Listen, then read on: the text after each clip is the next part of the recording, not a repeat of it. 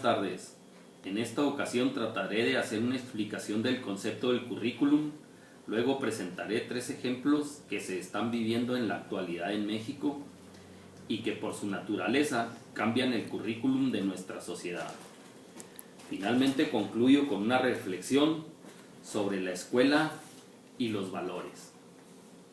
El currículum es un concepto que dentro del discurso acerca de la educación denomina y demarca una realidad existente e importante en los sistemas educativos. Un concepto que, si bien es cierto que no acoge bajo su paraguas a toda la realidad de la educación, sí que se ha convertido en uno de los núcleos de significación más densos y extensos para comprenderla en el contexto social y cultural. Entender las diversas formas en las que se ha institucionalizado no solo es un concepto teórico útil para explicar ese mundo abarcado, sino que se constituye en una herramienta de regulación de las prácticas pedagógicas. El currículum, su implementación ha condicionado nuestras prácticas.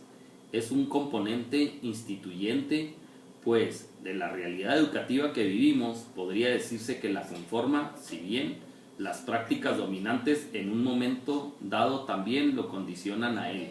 Es decir, que el currículum es a la vez instituido en su realización. Toda institución educativa trabaja y defiende una cultura, un currículum que se transmite de múltiples maneras, lo cual es un hecho consustancial a la existencia de la institución escolar. El contenido cultural es condición lógica de la enseñanza y el currículum es la estructuración de esa cultura bajo claves psicopedagógicas. El currículum es una pasarela entre la cultura y la sociedad, exteriores a las instituciones educativas por un lado y la cultura de los sujetos por otro lado. Entre la sociedad que hoy es y la que habrá mañana, entre las posibilidades de conocer, de saber comunicar y expresarse en contraposición a la cerrazón y a la ignorancia. Toda esa complejidad nos aboca a considerar que la teoría del currículum es una teoría que engloba discursos teóricos generados en otros territorios de la educación e incluso fuera de ella, como afirma Keynes. El currículum debe verse como un problema de relación entre la teoría y la práctica, por una parte, y entre la educación y la sociedad por otra.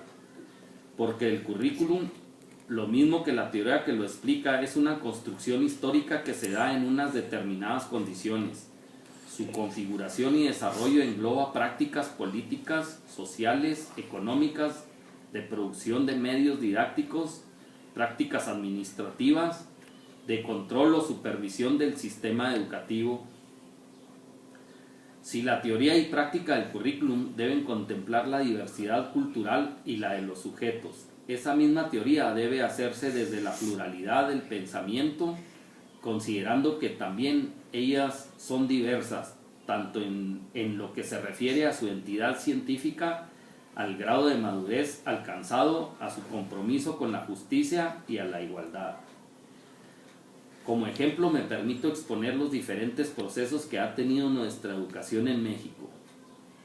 Estos cambios han dependido de las necesidades que la sociedad ha tenido a través de los años. La reforma educativa que estamos viviendo garantiza el ejercicio del derecho de los niños y jóvenes a una educación integral, incluyente y de calidad que les proporcione herramientas para triunfar en un mundo globalizado. La reforma laboral de alguna manera cambia el currículum social de México, pues flexibiliza el mercado de trabajo, estimulando la formalidad y facilitando que más jóvenes y mujeres puedan desarrollarse profesionalmente.